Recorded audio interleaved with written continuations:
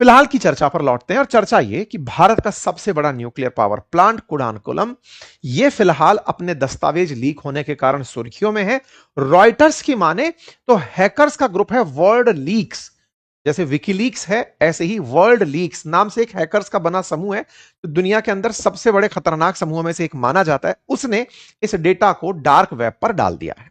अच्छा साहब, लीक किया और डाल दिया, ये वैसी वाली बात हुई कि आपके निजी फोन नंबर, आपकी कुछ निजी तस्वीरें, आपका मोबाइल किसी ने हैक किया और उसे इंटरनेट पर डाल दिया।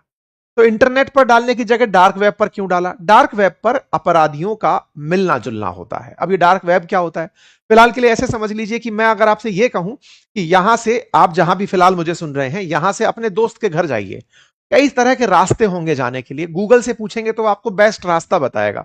लेकिन एक छोटी सी गली ऐसी भी होगी जो पड़ोस के घर के बगल में से निकल करके जा रही होगी, जो आपको पता है, गूगल को नहीं पता है, गूगल में वो मैप नहीं हुई है। इसी तरह से इंटरनेट की दुनिया में जो इंटरनेट आप और हम यूज कर रहे हैं, जिस पर आप मुझे सुन रहे हैं, बहुत सी वेबसाइट डली हुई हैं, ये आम जनमानस के लिए है। लेकिन कुछ इंटरनेट पर ऐसी भी जगह बनी हुई हैं जिन पर एक्सेस करने के लिए कुछ अलग प्रकार के ब्राउजर्स की जरूरत पड़ती है। जैसे टॉर नाम का एक ब्राउजर है, उसकी मदद से ही आप उन वेबसाइट्स में एंट्री कर पाते हैं, मतलब उस दुनिया में एंट्री कर पाते हैं। यानी गूगल से एंट्री किए तो आप इंटरनेट की दुनिया में वहां जा रहे हैं जहां आम जन जा सकती है, लेकिन टॉर से एंट्री किए तो डार्क वेबसाइट में एंट्री कर गए। वहां क्या हो रहा है? वहां पे सारे अवैध काम भी हो रहे हैं। अब आज अवैध से मतलब मिसाइल खरीदनी है, हवाई जहाज खरीदना है, हत्या करवानी है, आतंकवाद फैलाना है, तमाम चीजें वहां पर, क्रिप्टो करेंसीज का एक्सचेंज हो रहा है, वो सब उस तरीके से चल रहा है जो रेगुलेटेड नहीं हो पाता। तो फिर रेगुलेशन के नाम पर होता क्या है? तो होता यह है कि सरकारें भी अपने लोगों को वहां पर बिठा के रखती हैं, बैठे रहो भाई, चोरों की दुनिया में एक दुकान आप भी लगा लो, देखते रहो क्या चल रहा है। इस तरह से वहां की निगरानी होती है। ठीक है, वहां से रॉयटर्स को एक खबर मिलती है कि भारत के कुडानकुलम रिएक्टर का डेटा यहां पर मिल रहा है, जाकर ले लो। अब साहब आप पूछेंगे कि ऐसा क्या है कुडानकुलम का जो डार्क वेब पर डल गया? तो अब इस तक चलते हैं। इस न्यूक्लियर रिएक्टर को चला कौन रहा है? Nuclear power corporation of India चला रहा है। किसके साथ मिलकर के? रशिया की संस्था के साथ मिलकर के ये चल रहा है। ये आपके सामने फिलहाल का अपडेट है। ओके साहब, अब हुआ क्या? हुआ ये कि जो ये रिएक्टर नंबर 3 और रिएक्टर नंबर 4 है ना, इनका डेटा वर्ल्ड लीक्स ने जारी कर दिया है। जैसे मैंने अभी हाल आपको बताया कि यूनिट 1 और 2 तो चालू हो चुकी हैं, 3 और 4 निर्माणाधीन है। निर्माणाधीन है मतलब पूरी संस्था बन चुकी है, अब उसके अंदर बस अब शुरू होना है काम। तो जो शुरू होने वाला काम है ना, उसका डेटा डार्क वेब पर आ गया। किसने निकाला? वर्ल्ड लीक्स ने निकाला। वर्ल्ड लीक्स कौन है? ये वो है जिसने पहले टाटा का भी और नाइकी का भी, इनका भी डेटा निकाल करके लीक कर दिया था। हालांकि टाटा इलेक्ट्रॉनिक्स ने यह पुष्टि भी की थी कि कुछ तो डेटा गया है, लेकिन इतना नहीं गया है। कहां डाल दिया? डार्क वेब पर। डार्क वेब क्या है ये मैंने डिटेल में बताया, शुरुआत में भी बताया था। टॉर पर, टॉर के थ्रू इसमें एंट्री होती है। ये जिस तरह के आप पोस्टर्स देख रहे हैं हमारी क्लासेस में, ये हमारी वेबसाइट्स पर हम लोग शेयर करते हैं, आप उन्हें चेक कर सकते हैं। अपनी पाठशाला पर, अंकित इंस्पायर इंडिया पर, ये आपको चीजें मिलती रहेंगी। ओके, अब सवाल है कि डेटा गया कैसे होगा? तो बोले साहब किसी ने साइबर अटैक किया होगा। अभी साइबर अटैक क्या है? साइबर अटैक है कि आपका जो डेटा है वो आपके काम का है, आपके लिए निजी है। मान लीजिए कि आज हमारे कोर्सेज बिक रहे हैं, आज हमारी वेबसाइट के थ्रू बहुत सारे छात्र हमसे एनरोल होते हैं। अगर वही डेटा जो हम चाह रहे थे किसी और ने निकाल लिया, तो डेटा किसी और ने निकाल लिया, तो ये जो पूरी प्रक्रिया है डेटा चुराने की, ये असल में मेरी प्राइवेसी बाहर चली गई ना। मेरे साथ जो लोग जुड़ रहे थे उनकी जानकारी औरों तक पहुंच गई, जबकि जाना नहीं चाहिए था। वो जानकारी जो चोरी हुई है वो इंटरनेट के थ्रू चोरी हुई है। तो ये साइबर के अंदर कुछ ऐसे लूपहोल्स हैं, इंटरनेट में कुछ ऐसे लूपहोल्स हैं जिनसे इस काम को सक्रिय किया जाता है। ये जो काम डेटा चोरी का होता है, इसी को डेटा ब्रीच कहा जाता है। तो डेटा ब्रीच के थ्रू किसी ने पहले साइबर अटैक किया होगा, अटैक करके उस डेटा को निकाला होगा, और निकाल करके अब उसके माध्यम से रैंसम रैंसम खेला होगा कि साहब मेरे पास आपका डेटा है, अगर डेटा चाहिए तो इतना पैसा दे दो, नहीं तो मैं इसे लीक कर दूंगा। जैसे ब्लैकमेलिंग होती है, डेटा के नाम पर भी ऐसे ही ब्लैकमेलिंग होती है। वानाक्राई नाम से एक बहुत बड़ा साइबर अटैक हुआ था पिछले कुछ सालों पहले।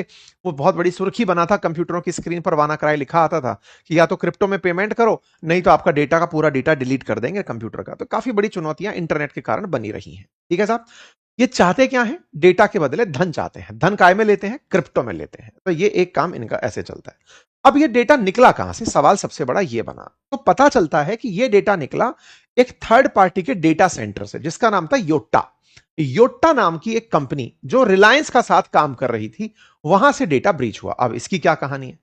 असल में अनिल अंबानी की जो कंपनी है ना, रिलायंस इंफ्रास्ट्रक्चर, उसने इस यूनिट 3 और यूनिट 4 का निर्माण किया है।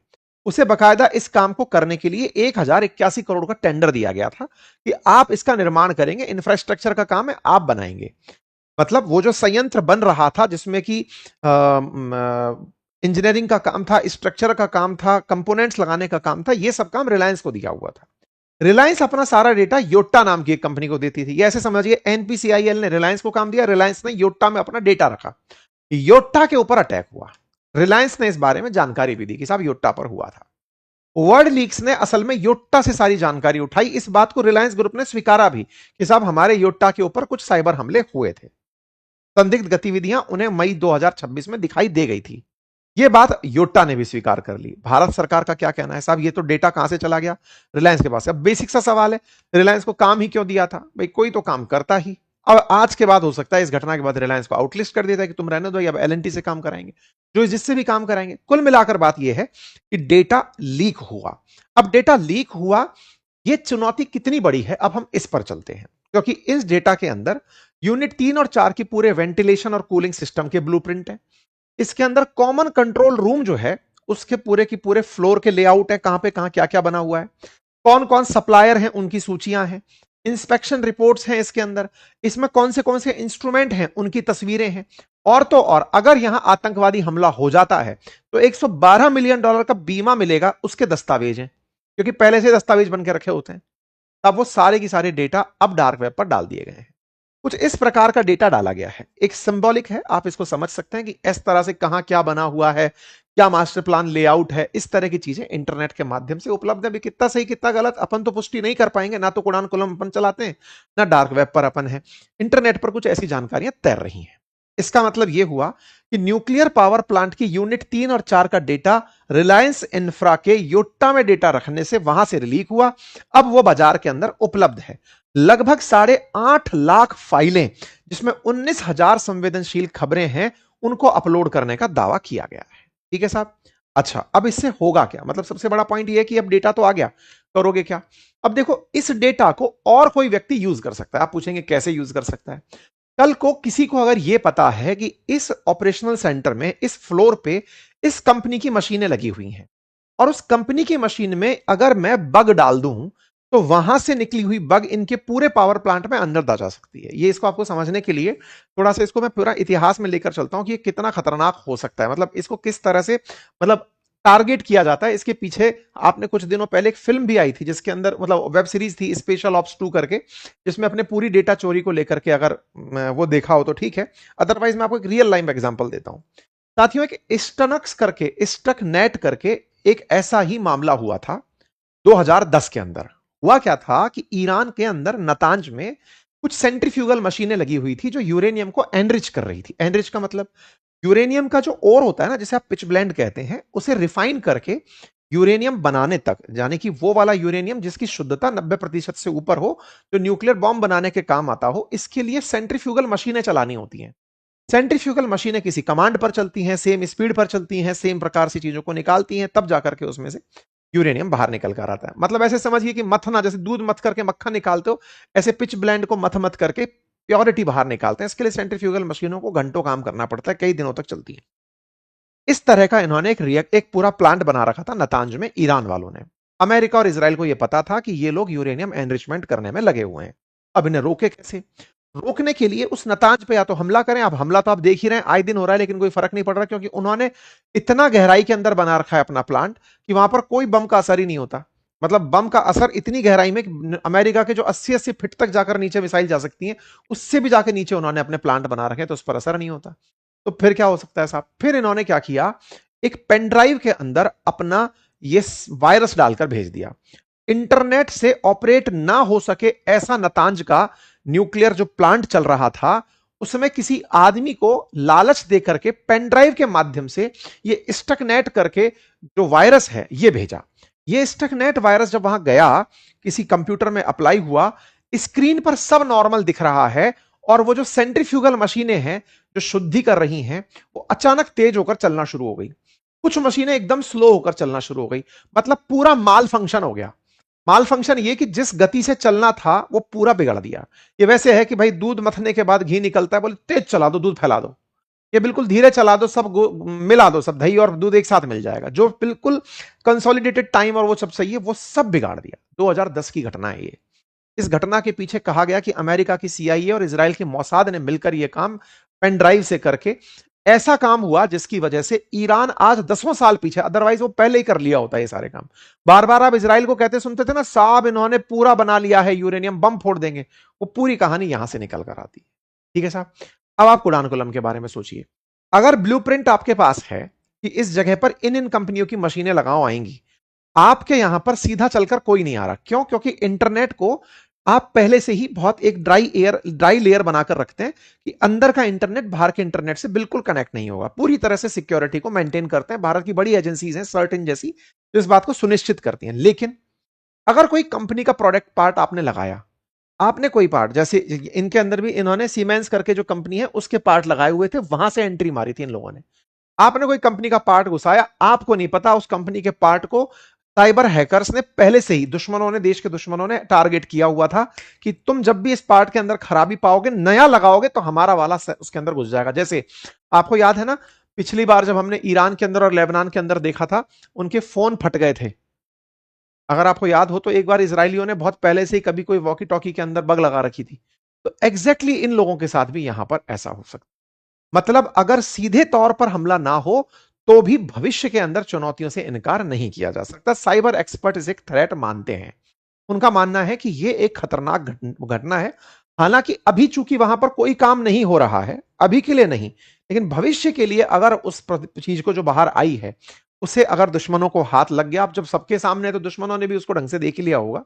लेकिन हाँ, ये सारी बात चुनौती है। पर साहब आप क्या करें, सुरक्षित बची कि नहीं? तो देखो, इन जगहों की सुरक्षा पहले से ही एनपीसीआईएल, डीएई, एईआरबी, इनके हाथ में। सर्टिन जैसी एजेंसीज इंटरनेट की सुरक्षा यहां पर सुनिश्चित करती हैं। उसके बावजूद भी भारत दुनिया के अंदर डेटा ब्रीच होने वाले देशों में नंबर 3 पर आता है। यहां पर दुनिया भर के जो डेटा ब्रीच की अगर आप जानकारी निकालने निकलेंगे, तो दुनिया भर के अंदर जितने भी साइबर हमले हुए हैं उसमें से तीसरे सबसे ज्यादा भारत पर ही हुए हैं। अमेरिका हालांकि उनमें नंबर 1 पर आता है। डेटा सिक्योरिटी के मामले में यह बड़ी बात है कि 204 भारतीय संस्थाओं में 73% को यह जानकारी नहीं थी कि उनके यहां पर कभी साइबर हमले हुए हैं। हमको पता ही नहीं रहता। हमारे देश के अंदर साइबर हमले भी एक, हाँ हो सकता है लैपटॉप खराब हो गया होगा, कोई आपके सारे डेटा को लेके जा रहा है, पता नहीं चल रहा। मतलब हमारे यहाँ पर 57% संस्था ऐसी हैं जिनको पहले से ही नहीं पता कि साइबर हाइजीन भी कुछ होता है, चेक करना होता है, डेटा रीच तो कोई ब्रीच नहीं हो रहा है। दुनिया में अगर सबसे बड़े हमले बताए जाएं तो ये जो मैंने आपको बताया ना, स्टाइनक्स करके जो हमला था, ये सबसे बड़े हमलों के अंदर काउंट किया जाता है। जहां तक डेटा ब्रीच की बात हो तो डेटा ब्रीच के अंदर याहू का डेटा ब्रीच, जिसने 3 अरब लोगों का डेटा लीक कर दिया था, वो सबसे ऊपर माना जाता है। ठीक है। आधार का जो मामला हुआ जिसमें 1 अरब लोगों का डेटा बाहर आ गया, ये इस तरह की बात है। और सबसे बड़े साइबर हमलों में स्टेकनेक्स, जो कि मैंने अभी ईरान वाला बात बताया, वो सबसे ऊपर माना जाता है। ठीक है साहब। सॉल्यूशन क्या है इसका? अब सॉल्यूशन तो यही है कि आप साहब इन सबको बिठाकर पूछो, इनकी सुरक्षा ऑडिट करो कि भाई क्या क्या था, कहां कहां अटक गया, बताया जाए। भविष्य में ऐसा ना हो उससे बचने के सारे तरीके, पहले पहचान सुनिश्चित की जाए, नेटवर्क डेटा की सुरक्षा सुनिश्चित की जाए, पूरी तरह से बैकअप प्लान बनाया जाए, प्लान बी, प्लान सी, जो भी हो। इन सब चीजों की अब स्पष्ट निगरानी की जरूरत है। बाकी आप लोगों को क्या लगता है, आपके राय कमेंट बॉक्स में बताएं। चैनल पर नए हैं तो सब्सक्राइब करना बिल्कुल ना भूलें। भैया बार बार कहते हैं लेकिन आप भूल जाते हैं, बह जाते हैं आप। बाकी कमेंट बॉक्स के अंदर हमने गूगल फॉर्म रखा है।